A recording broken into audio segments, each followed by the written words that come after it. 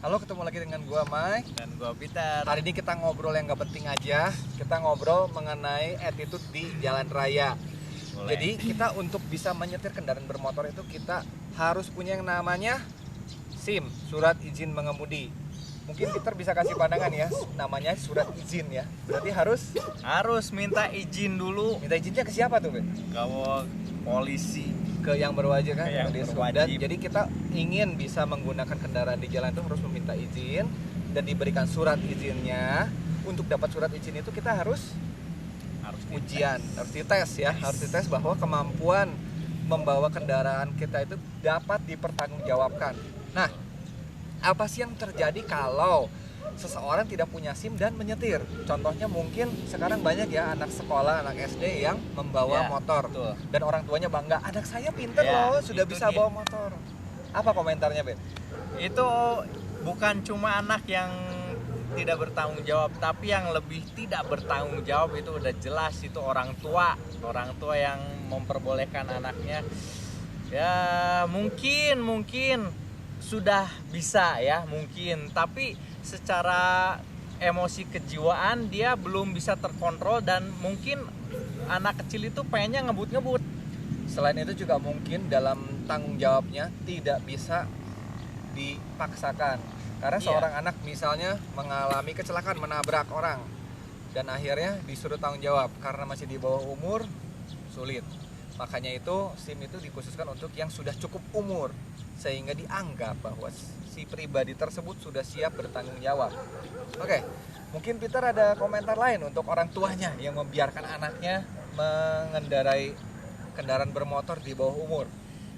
Ya itu salah satu ciri kenapa bangsa ini semakin mundur.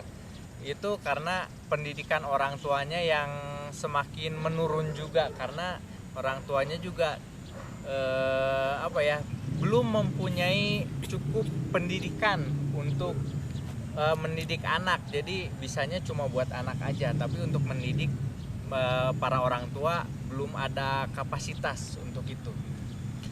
Ya, berarti kalau untuk parents nih sarannya jangan biarkan anaknya untuk membawa kendaraan bermotor di bawah umur. Diharapkan mereka sudah dipersiapkan untuk bisa bertanggung jawab membawa kendaraan sehingga di jalan tidak menyusahkan orang lain ya. Betul. Nah, satu lagi kita komentarin yang punya SIM tapi nembak nih. Contohnya, saya ada kasus nih ketemu nih dengan seorang ibu-ibu bawa motor matic, lampu sennya ke kiri tapi dia belok kanan. Sehingga berbenturan sama saya. Pas saya tanya, "Ibu kenapa belok kanan tapi sennya ke kiri?" Jawabannya begini. Jawabannya, "Ini kan Mas, ini motor matic. Motor matic itu tahu saya mau belok kemana, jadi lampu sennya otomatis. Itu namanya motor matic, Mas. Mas kan bukan pakai motor matic." Bagaimana pendapat Peter soal itu? Itu suatu kebodohan ya. Cuma tahu pakai tapi nggak tahu detailnya seperti apa. Ya itu saya juga ketawa. Itu orang itu nggak usah didebat lah, mending tinggalin aja daripada kita stres sendiri karena orang yang biasanya banyak omongnya itu ininya nggak ada gitu. Ya, tapi yang mau saya komentarin di sini juga adalah bahwa attitude setelah punya SIM itu mereka harus tahu aturannya menggunakan motor. Itu disiapkan punya lampu rem, punya lampu sign ya, lampu tanda belok, Ya, detailnya harus tahu. Iya. Dan segala macam itu ada ketentuannya, plat nomor juga ada ketentuannya sehingga tidak mencelakakan orang lain. Bahkan ada biasanya yang dianggap remeh itu lampu malam di lampu belakang ya. Belakang itu. Itu biasanya pada malam hari banyak yang putus tapi dibiarkan. Ya. Seharusnya itu tidak dibiarkan karena itu akan membantu pengendara lain dapat mengidentifikasi bahwa ada motor di depannya. Nah, jika putus itu ada kemungkinan mengalami kecelakaan tertabrak dari belakang. Sehingga disarankan untuk menjaga kondisinya motor itu tetap berfungsi dengan baik seluruh bagiannya. Satu lagi juga kita komentarin tentang kenapa sih orang pada malas pakai helm. Jadi naik motor tapi helmnya dipegang, hanya bagian dari fashion Pit. Kalau Pit sendiri gimana? Kalau saya sih pakai helm supaya melindungi kepala saya sih, bahaya itu. Ya. Siapa tahu kejatuhan sesuatu kan.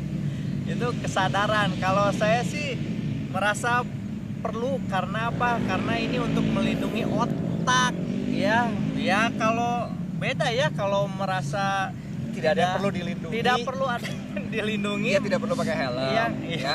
Jadi buat yang nggak suka pakai helm nggak apa-apa, nggak usah dipaksa. Mungkin Pak Polisi juga tidak perlu memaksa orang harus pakai helm ya, karena orang yang pakai helm itu sadar bahwa di dalam kepalanya ada yang perlu dilindungi. Mungkin yang tidak pakai helm kemungkinannya cuma dua, yang satu kepalanya lebih keras dari helm, atau yang kedua itu adalah tidak ada yang perlu dilindungi dari kepalanya ya. Ada lagi nggak Pit, contoh di jalan raya yang pernah dialami? Mungkin balik ke belakang yang tentang lampu di belakang itu. Ya. Saya pernah menemukan juga lampu yang benar-benar menyorot di belakang, jadi sangat silau. Ya. Aduh, sangat silau. Saya tidak nyaman. Itu mengundang orang-orang untuk pasti menyusul dia karena tidak nyaman di belakang dia, nggak nyaman Ya. lampunya. Ya saya pasti langsung Ya. salib dia. Saya nggak mau di belakang. Jadi desain dari lampu motor itu ada diffusernya atau pemecah sinar ya. Nah, jika pemecah sinar itu dibuka, itu akan silau banget untuk pengendara di belakang, itu tidak baik. Don't be a douchebag ya. Don't be that guy. Oke? Jangan jadi orang brengsek seperti itu. Ya, satu lagi juga yang mau dikomentarin yang saya paling tidak suka adalah knalpot bising. Nah, jadi mungkin ini terjadi hanya di umuran remaja ABG ya. Ya. Dan pada beberapa kasus orang dewasa yang umurnya doang dewasa, Nah, tapi kelakuannya belum. Nah, itu dia. mereka memilih menggunakan knalpot racing. Ya.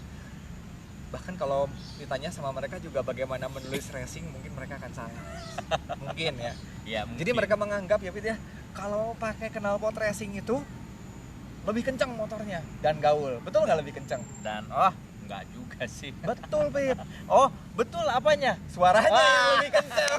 Suaranya. Dan Ya. mengganggu. Ya.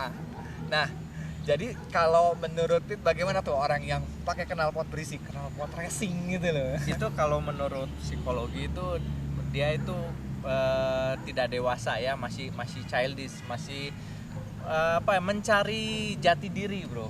Jadi Gitu. dia mencari perhatian supaya Mencari orang perhatian, lain mencari bisa- jati diri ya. ya. Jadi masih childish lah orangnya. Begitu. Kalau misalnya di jalan, kenapa sih sebenarnya kita nggak boleh pakai knalpot yang berisik itu?